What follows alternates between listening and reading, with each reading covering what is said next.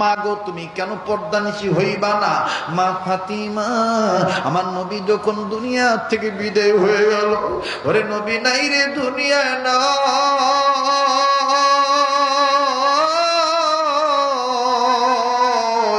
6টা মাস হয়ে গেছে। ফাতেমা কারোর সাথে কথা বলে না, আমার বন্ধুগণ কারোর সাথে কোনো কথা বলে না। বাজান রে, আজকে 6 মাস শেষ হয়ে গেছে।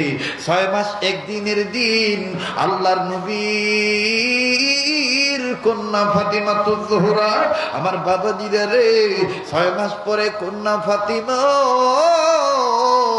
হাসান হোসেনের মা হাসান হোসেনকে ডাক দিয়ে বলে, বাবা আয়, আয় রে বাবা আয়। দুপুর বেলা সুন্দর করে হাসান রে গোসল করাইলো। আমার দিক তাকান রে বাবা, আমার দিক তাকান, মনের বুঝান মন, কেন দিল না নরম হস না, একটা ফোঁটা চোখের পানি কেন পড়ে না? এ বাজান, হযরতে ফাতিমা তুজুরা ডাক দি বলা, জানু যাইন আয়, আমি তোদেরকে গোসল করে দিই। মা ফাতেমা সুন্দর করে হাসান হোসেনকে গোসল করাইলো। গোসল করাইয়া ফাতেমা 2 সন্তানটি বুকে ধরাইয়া 2রা কান্দে আর ডাক দি বলে, বাবা গো, আমি মা হইয়া তোদেরকে কাপড় বলাইলাম। যুবক ভাইরা রে, প্লিজ দিলটা নরম করে দাও বাবা, ইচ্ছা করে কান্নাকাটি করা যায় না। ও বন্ধু রে, চোখের পানি বড় নিয়ামত, এই চোখের পানি যার পড়বে আল্লাহ পাক তাকে মাফ করে দিবে। আমার মেয়েরা, নবীর দুলালি, নবীর কন্যা ফাতেমার কথা শুনে দেখেন তো চোখের পানি আছে কিনা। হযরতে ফাতিমা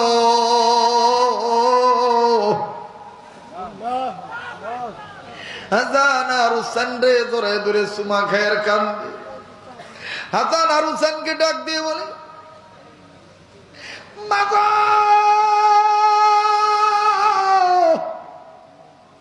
6টা মাস কারো সাথে ভালো মতন কথা বলেন নাই, খালি বাবা গো বইলা কান্নাকাটি করছে। মাগো, নানাজি দুনিয়ার থেকে বিদায় হওয়ার পরে আপনি এইভাবে নানার ইন্তেকালের পর থেকে আজ পর্যন্ত কথা বলেননি, আমাদের সাথে তেমন ভাবে ভালো মতন কথা বলেন, আপনি শুধু কেঁদেছে, আজ আবার কান্দেন কেন?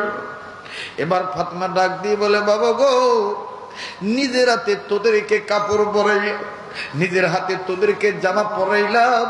ও বাবা, আমার মনের কথা মনে রইল, প্রকাশ করলাম।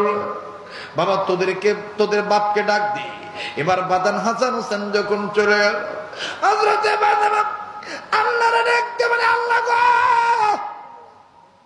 আমার বাবা আমারে ডাক দিছে, আমি দুনিয়ায় আর থাকবো না, তবে আমার স্বামীরে আমি বইলা যাই, স্বামী গো, আপনি আমারে এমন ভাবে কি করবে, এমন ভাবে গুছা দিবেন, জিন্দা অবস্থায় যেইভাবে আল্লাহরে ভয় করছি, মুর্দা অবস্থাতেও আল্লাহর ভয় নিয়ে কবরে যাইতে চাই। এবার হাসান হোসেন আব্বা আলীকে যাই ডাকতে বলে, বাবা গো, মা তোমারে সালাম জানাইছে। হযরত আলী বড় খুশি হয়েছে, আমার বিবি আমারে সালাম জানাইছে, আমার সাথে আজ কতদিন কথা বলেন, সুন্দর করে আমি জিগাইলে কথা বলছি, কারোর সাথে তেমন ভালোভাবে কথা বলেন, খালি কানছে বাবার জন্য, নবীর জন্য কানছে। আজকে বুঝি ফাতেমা আমারে ডাক দিছি, আমারে মনে হয় গোপন কোনো কথা কইব, আমারে মনে হয় কোনো আদর দিবে, আমারে মনে হয় কোনো হৃদয়ের যত্নের কথাটা জানাবে। এবার হযরত আলী ঘরের মধ্যে ঢুকে গেছে সালাম দিয়া। ফাতেমা ডাক দিয়ে বলে, স্বামী গো, দরজাটা লাগাই দিই। এবার দরজার খিলটা লাগাইয়া হযরতে ফাতেমা ডাক দিয়ে বলতেছেন, স্বামী গো, একটা কথা বলি স্বামী, আপনি মন খারাপ করেন না। ও স্বামী, আজকে রাত্রে আমার শেষ রাত, আজ রাত আমি আমার বাবার কাছে চলে যাব। আমি গো, আপনি নিজে আমারে গোসল করেন, নিজে আমারে কাপড় পরেন। ও স্বামী, স্বামী গো, রাত্রের মধ্যে আমি মইরা গেলে আমারে রাত্রের মধ্যেই মাটি দিবেন। আমার ভাইরা হযরত আলী রাদিয়াল্লাহু তাআলা ফাতেমাকে ডাক দিয়ে বলে, ফাতেমা রে, তুমি রাত্রের মধ্যে চলে যাইবা, এই খবরটা তোমারে কে দিল? বলে, আমি বুঝতে পেরেছি, আমি বুঝতে পেরেছি, আমি বুঝতে পেরেছি, আমি বুঝতে পেরেছি। আমার বাবা আমারে ডাক দিয়েছে। আমার ভাইরা, আমার কথাটা বলার উদ্দেশ্য হযরতে ফাতেমা ডাক দিয়ে বলে, স্বামী গো, সারাটি জীবন ইসলাম মেনেছি, এখন আমার মওত হয়ে যাবে, আমার আপনি কবরে শুয়ে দিবে, আমি যেন ইসলাম নিয়ে মরতে পারি, ঈমান নিয়ে মরতে পারি। দুনিয়ার মহিলাদেরকে ফাতেমা শিখে গেছে, মৃত্যুর পরে যেন লোকেরা দিনের বেলা লাশটা দেখলে বুঝে ফেলবে ফাতেমার শরীর এরকম ছিল, এইরকম মোটা ছিল, এইরকম লম্বা ছিল, এইরকম পা ছিল। না না জানি, গোপনে আমারে মাটি দিয়া দিবেন, গোপনে আমারে মাটি দিয়ে দিবে। এবার বাজান মা ফাতেমা ইন্তেকাল করলেন, দুনিয়ার থেকে বিদায় হয়ে গেলেন। আরে হযরত আলী সুন্দরভাবে দাফন কাফন করে দিলেন। রাত্রির মধ্যেই আমার বন্ধুগণ আবু যর গিফারিকে দিয়া, মুসলমান ভাইরা রে আমার, আমার বাবা দিরা, ওনাকে দিয়ে কবর খনন করানো হয়েছে। এরপরে ওই কবরের মধ্যে ফাতেমাকে রাখা হয়ে গেছে। সবুজ একটা বাতি জ্বলে উঠছে, আল্লাহু আকবার, সবুজ একটা বাতি জ্বলে উঠছে। এই সবুজ বাতি জ্বলে ওঠার পর আমার বন্ধুগণ, আমার ভাইরা, হযরত আলী তখন প্রশ্ন করেছিলেন, এ বাতি তোমারে কে জ্বালাইলো? বাতির জবাব খুলে গেছে। বাতি ডাক দিয়ে বলে, আমারে জ্বালাইছে আমার আল্লাহ। এবার বাইরে আমার বন্ধুগণ, সকাল হয়ে গেলে লোকেরা জানবে এটা ফাতেমার কবর। হাসান হোসেন ঘুম থেকে উঠে জানবে এটা মায়ের কবর। হাসান হোসেন কান্নাকাটি করবে, না না তা হবে না, হবে না। আমার মেয়েরা মুহূর্তের মধ্যেই ওই সবুজ বাতি নিভে গেল। হযরত আলী এদিক ওদিক তাকায় দেখে, মনে হচ্ছে এখানে বহুদিনের পুরানো কবর। ফাতেমার কবরটা খুঁজে পাওয়া যায় না, ফাতেমার কবরটা খুঁজে পাওয়া যায় না। হযরত আলী রাদিয়াল্লাহু তাআলা ডাক দিয়ে বলে, আমার ফাতেমার কবর গেল কই, আমার ফাতেমার কবর গেল কই? ইতিমধ্যেই হঠাৎ করে হযরত আলীর কানে আওয়াজ আসলো, আলী,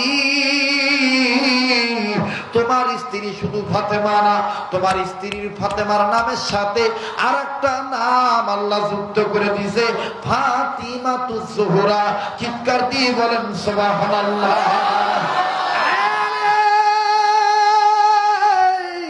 জোহরা মানে কি তুমি আলী ভালো করে জানো।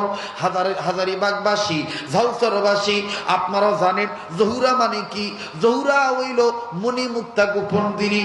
আমার বন্ধুগণ, মণিমুক্তা কিন্তু প্রকাশ্যে হয় না, মণিমুক্তা কিন্তু পর্দার ভিতরে হয়, জিনুকুর মাঝে হয়। ও বন্ধু, আল্লাহ পাক জানায় দিলেন, আলী রে, আমি ফাতেমাকে গোপন কইরা ফেলাইলাম, আমি ফাতেমাকে গোপন কইরা ফেলাইলাম। এ বন্ধু, তাই বলি মা গো, বুবু গো, এই ফাতেমা রাসূলকে জিজ্ঞেস করেছিলেন, ইয়া রাসূলুল্লাহ, কোন কোন নারী হাসতে হাসতে জান্নাতে যাবে? রাসূল তখন জবাবে বলেছিলেন, ও ফাতিমা, দুনিয়াতে যেই মেয়েরা এই কয়টা কাজ করবে, 1 নম্বরে 5 ওয়াক্ত নামাজ পড়বে, 2 নম্বরে রমজান রোজা রাখবে, 3 নম্বরে লজ্জাস্থানে ইবাদত করবে, 4 নম্বরে স্বামীর খেদমত করবে, এই 4টা কাজ যে সমস্ত মেয়েরা করবে, আমি নবী বলেছিলাম তুমি ফাতেমার সাথে মেয়েরা জান্নাতে ঢুকবে।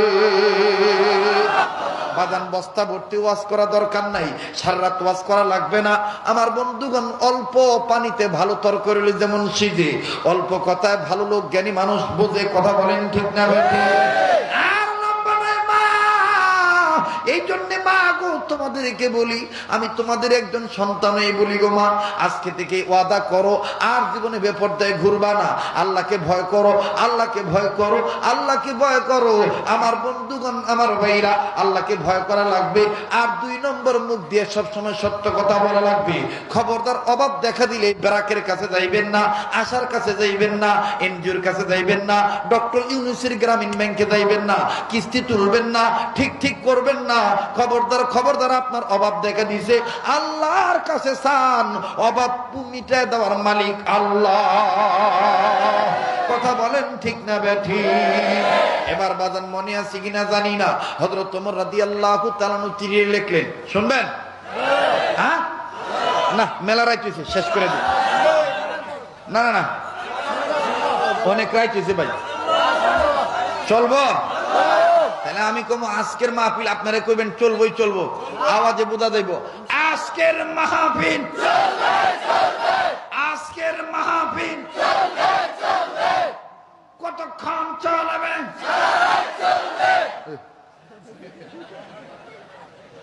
সারা রাত চালান যা, আমি আর 10 মিনিটের মধ্যে বাকি কথাটা ফিনিশিং দিয়ে দেবো।